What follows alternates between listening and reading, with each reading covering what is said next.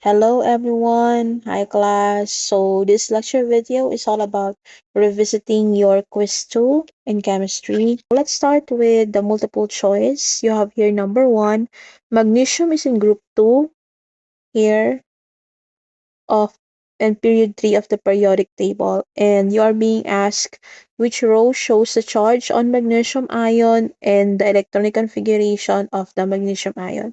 So you know that magnesium is in group 2, right? So if it is in group 2, therefore it is a metal, it is positive. So you may omit letter C and letter D because it's negative, it's non-metal, and group 2 is a metal, it's positive. So you have two options now, A and B. But take note that magnesium atom has a 12 electronic configuration. I mean 12 electrons, so that gives 2, 8, 2. But then it is positive 2, so that means to say it loses 2 electrons. So it should lose this electron. That gives you 2, 8. So the answer for number 1 is letter A, positive 2 and electronic configuration of 2, 8. Okay, now let's move on to number 2. So for number 2, you have here sodium is in group 1 of the periodic table, chlorine is in group 7 of the periodic table. And then sodium and chlorine combine to form a compound. So sodium in group 1 is a metal, it is positive 1 and a plus. And then chlorine in group 7, that is non-metal, it is Cl negative, because if it's in group 7, that means it has 7 electrons, that is 8 minus 7, it's 1. If I'm going too fast, you may slow down using the playback speed icon, okay? Now they form a compound. Which statement about the combination of sodium and chlorine atom is correct? So, since the sodium is a metal, therefore it loses an electron. And if the chlorine is non-metal, then therefore it gains electron to achieve the octet rule. So that is letter C for you. Okay, now let's talk about number 3. Carbon dioxide gas reacts with aqueous calcium hydroxide to form calcium carbonate. Which equation represents this reaction? It says. So, the word equation should be followed. The carbon dioxide should be in gas. A to D is in gas, the carbon dioxide. The calcium hydroxide are all in aqueous. It is stated the calcium hydroxide is in aqueous. But then, calcium carbonate is always in solid. I mentioned before in our lecture that carbonates are always in solid. So you will have here, omit letter B because the calcium carbonate is in aqueous. Omit letter D. Now you have A and C for options. Then you should look on the number of oxygen and hydrogen. So the given number will yield water molecule in the process. So therefore, the correct answer is letter A. Yes, that's the answer. Now let's move on to number 3. I mean number 4.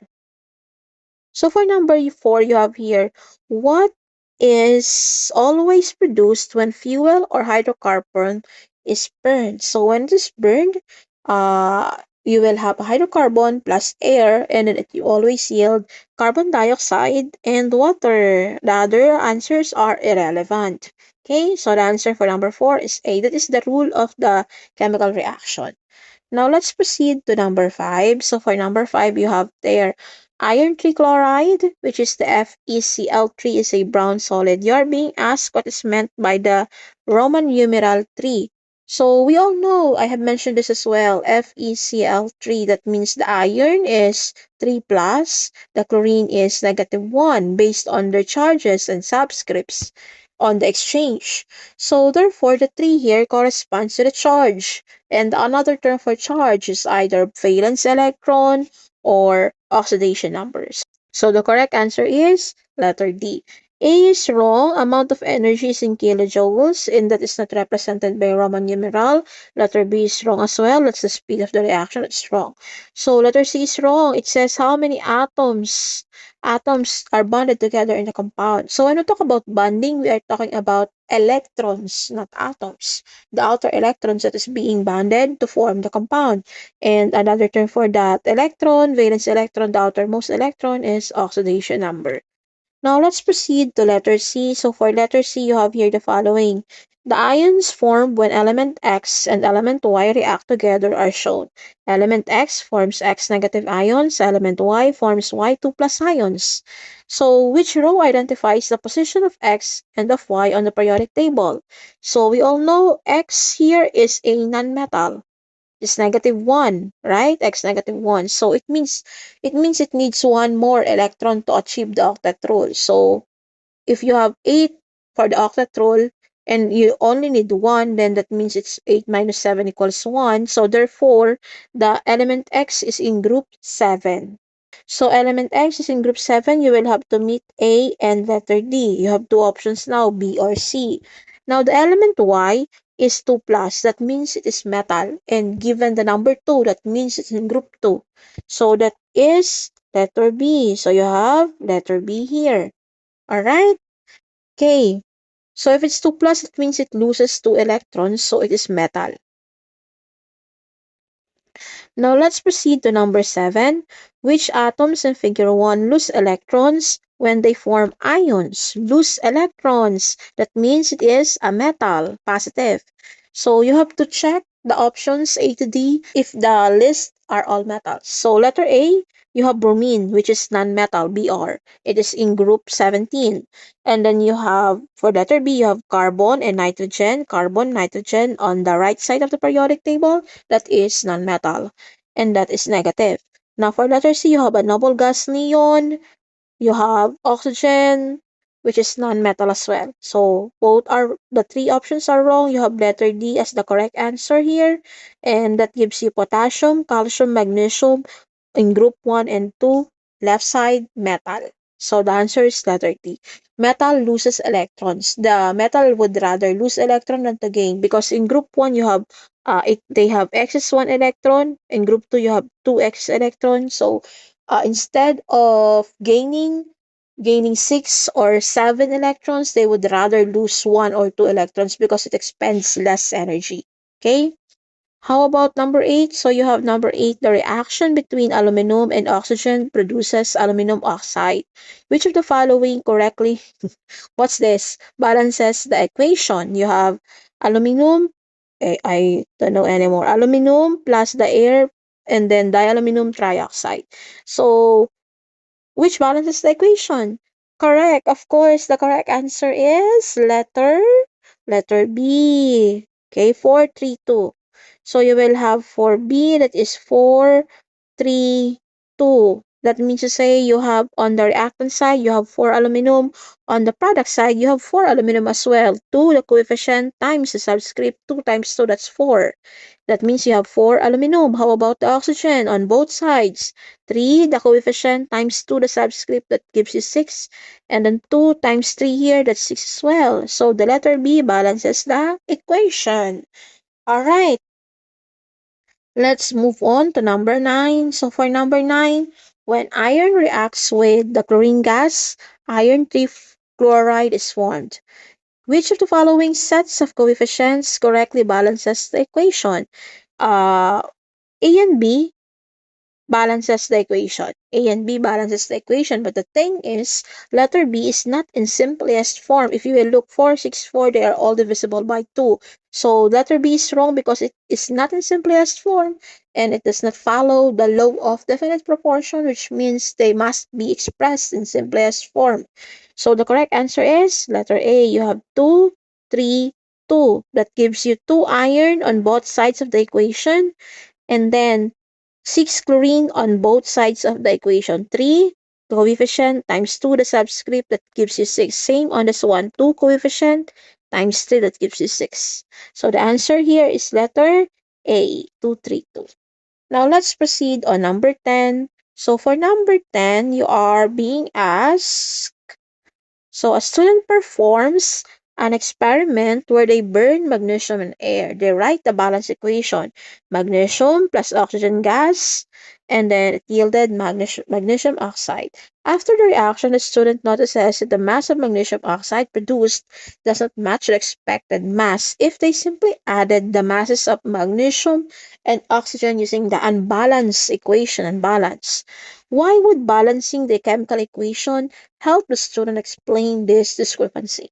So the correct answer, of course, without further ado, is letter A. Here, balancing the equation shows the correct ratio of reactants and products and law of conservation of mass. So that means to say that balancing the equation shows the correct stoichiometric ratio of reactants and products, which is very essential for accurate mass calculation. So the balance equation, if this is the unbalanced, can you try balancing? What is the balance equation? The balance equation would be 2 moles of magnesium reacting with 1 mole of the oxygen gas. Then it should yield the 2 moles of magnesium oxide. So that means to say that it demonstrates without this correct ratio, the student cannot accurately predict the expected mass of the magnesium oxide. So you have to balance to abide in the law of conservation of mass. Now let's proceed on test 2, part 2, which is the theory or the core. The question is about ammonium sulfate. How many atoms of the different elements are there in the formulae of the following compounds? So the ammonium sulfate is NH4, 2SO4. So you are being asked about the number of nitrogen, which is 1 times 2, that gives you 2. For the hydrogen, that's 4 times 2, that gives you 8. For the sulfur, 1, because it doesn't have more than one subscript, so that's 1. Oxygen is 4. That's the answer, 2814. Okay? Now let's proceed on calculating the relative formula mass of the ammonium sulfate. Let's talk about this. So for this one, the first thing that you have to take note is the formula mass and the atomic mass. So you have two nitrogen. So nitrogen is 2 times its atomic mass is 14, that gives you 28. And then for the hydrogen, that is for 8 pieces, so that gives you the times 1 atomic mass, that gives you 8. And then for the sulfur, that is 1 piece of sulfur times the atomic mass of 32, that gives you 32. And then for the oxygen, that gives you how many pieces? That gives you 4 times 16. That should give you 64. And then if you will add everything, 28 plus 8 plus 32 plus 64, it should give you the relative formula mass of 132. So the ammonium sulfate, the answer is 132. Let us proceed on number 2 of this test 2. You have here atoms of elements P, Q, and R have 16, 17, and 19 electrons respectively. The atoms of argons have 18 electrons. Predict the formulae of the compounds formed by the combination of the elements. So let's start with the P and R. P, again, the P has 16, the Q has 17, and then the R has 19 electrons, right? So that is 16, 17, and 19. Let us write the electronic configuration. The P has 2H6 electronic configuration following the rule. And then the Q has 17, that is 2H7. If you will add that. First shell is 2, second shell is 8, third shell is 8. And then the R is 19, that is 2, 8, 8, 1. 287 for Q, okay? Now, let's determine whether the PQR is what type of ion it is. Is it an ion or cation? So, for P, if you will look here, it is 6. So, is it cation or an ion? Would it rather lose or gain electron? So, since it needs two more electrons. So it is easier, it will expend less energy to gain electron rather than lose an electron. So if it would rather gain an electron, then it makes it an ion, a non-metal. So you can write P 2 negative. 2 negative because it needs two more to have an 8 octet rule, right? So this is non-metal. Now for the Q, as you can see, it is 7. So it is easier to gain 1 electron rather than to lose the 7 electron to achieve the octet rule. So you can have to write Q negative for that. And then for the R, you have 1 on the outermost electron. And would it rather gain or lose? Would it rather gain 7 electron or would it rather lose that 1 electron? Which is easier, which will expend less energy? Of course, losing 1 electron. So the R therefore is a metal. So you will have to write R plus for that. R plus because it's 1 R plus. Now let's talk about the formulae of the compound form if you will react each of the ions or atoms. How about if you react P and R? Your P is 2 negative, your R is R positive. So if you will write that, you have to take note that you have to write the positive first. Cation goes first. So R plus and then P 2 negative. So you will have here exchange of the charges, you will have R2P. So the answer for letter A is R2P. How about for letter B? You have to react Q and R. So the Q is negative, the R is positive. So you just have to write R plus reacting with Q negative.